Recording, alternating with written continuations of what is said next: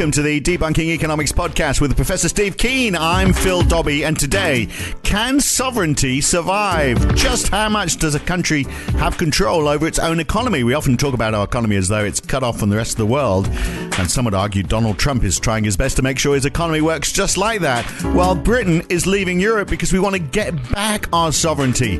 But can you actually do that in a world that's reliant on international trade? Yeah, so just how much control do we have over our own economies? And I ask this, Steve, because it seems to me one of the obvious reasons why wages aren't going up in many parts of the world is because of this interconnectedness of things now. It's because people are concerned that if they push for more money, their employer will outsource overseas. And if they don't outsource overseas, then they're going to push up domestic prices so much that foreign goods become cheaper, because the world is obviously more international than ever before. And is it holding back developed nations? Is that how you see it? That has been a major factor, and of course it's dismissed from mainstream economists, and therefore that's another reason to believe it actually happened. Because if you go back to the 1970s, that was the beginning of third world countries giving up on, to some extent, on domestic industrialization, because they'd always find themselves in the balance of payments constraint when they did that, and thinking what they should do instead is offer free trade zones. And I'm pretty certain the World Bank played a major role in suggesting it go from an import-oriented industrialization process to an export-oriented industrialization program. So that was beginning way, way back in the 1970s. And it was actually mainly the underdeveloped capitalist nations of the world that were doing it. Places like Indonesia, Malaysia, to some Thailand. Though Thailand has been more successful at building its own industries. Parts of Latin America as well. Now, it's mainly the Southeast Asians who carried that off successfully versus what happened with Latin America until the NAFTA agreement came in. But what they were doing is saying, we've got a great deal for you, an American corporation. Relocate your production here.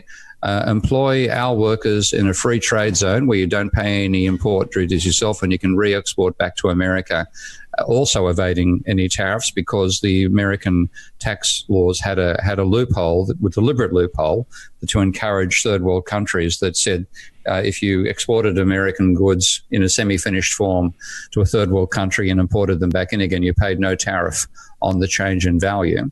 So that was a way of evading tariffs as well. So American corporations looking at this would say, well, I could be paying somebody, I'm going to use a hypothetical, $10 an hour in America, versus I can pay them $10 a week, maybe even $10 a month in some of these third world countries. And what that meant was there was a dramatic increase in the margin going to the capitalists, the owners of these corporations, at the expense of their workers. So what they would do is say, that looks like a great deal. In quite a few cases with expensive capital equipment, they'd shut down the local operation, shift the machinery to the third world and rebuild it there. In other cases, they'd build domestically. That was effectively a dramatic transfer from the working class of America and the rest of the advanced capitalist nations, mainly America in terms of sheer scale, of course, to developing nations. Now, that was big enough way through from 1970 and 1980 to be something that I was politically involved in through working in overseas aid at the time, and also in Australia's trade relations too. So I saw quite a bit of it actually. But then it really took off in 1981-82 when China entered the game, under Deng Xiaoping.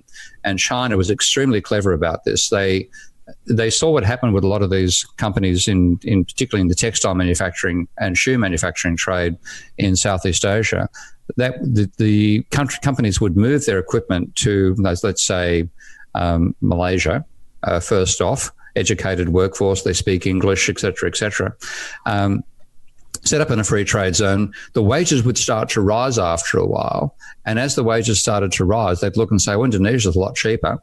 And they'd literally move the whole factory. They'd shut it down again and move the factory across to Indonesia, taking advantage of lower wages. And Malaysia would be left with, in the aggregate, not nothing in the long term, but they got the industry that they thought they could cultivate would then disappear. And the export revenue went. What the Chinese did was they said, you can take advantage of our cheap wages over here. This is in the Shenzhen Free Trade Zone in Guangdong, just north of Hong Kong. And they said, you can take advantage of it, but two conditions. First of all, you must have a Chinese partner. Secondly, within 5 years, that Chinese partner has to own half the business. Yep. Now, you think of the scale of advantage in terms of the difference in cost of producing a good in America versus producing it in China, if American corporation would sign on the dotted line to a deal like that, but they did. So we're talking about a factor of 10, maybe 20 change in their wage cost. They're going from, $10 an hour to 10 cents an hour. That sort of huge change in the costs. So it's no surprise then, is it? That, if you no surprise that people who are working in the West are being told by their bosses, well, look, we can't give you a pay rise because we're worried about losing the job entirely to cheaper imports from overseas. So just stick on the wage you are. You're lucky you've got a job. Effectively, and that has been a major reason why wages aren't rising right now. And again, it isn't just that transferring a job is more than just transferring a job. You're transferring a skill set as well. So you would have seen that recent speech by Apple's, Tim Cook, saying that if you pull together a set of skilled manufacturing technicians in America, you might be able to fill the boardroom he was in. And if you pull together them in China, you'd need a stadium for them. Yeah. So the skill set disappears as well that actually is necessary to operate the equipment. And the supply chain just is no longer there in America. So you have to rebuild the supply chain and rebuild the skilled labor to bring it back over again. There's also, of course, one of the prospects, and that is the increase in robotics and the increase in machine control of robots. So you don't need people at all, ultimately. Yeah. To some extent, yeah. And 3D printing will enhance that as well, because a large part of the skills involved in doing, high quality manufacturing is cutting that metal absolutely precisely properly, having the machine that can actually produce the machine tools that'll do the work in the first place. As robotics continue and as 3D printing comes in, you've got better control and you don't need to do the cutting. It's actually it's a layer on, you're spraying the stuff on rather than cutting it. So does that increase the potential for us to take control of our economies and get back our sovereignty? Well, to find out, you'll have to listen to the full version of this interview. And to do that, you need to subscribe to the Debunking Economics podcast at debunkingeconomics.com. Choose one of the subscription plans in the right-hand side, or you can become a supporter of Steve Keen on Patreon. Go to patreon.com/Prof. Steve Keen. If you provide $10 or more support per month, you get access to the full version of this podcast and all the other podcasts in this series as well. So hopefully you'll do that and be back with us very soon. I'm Phil Dobbie. Catch you very soon.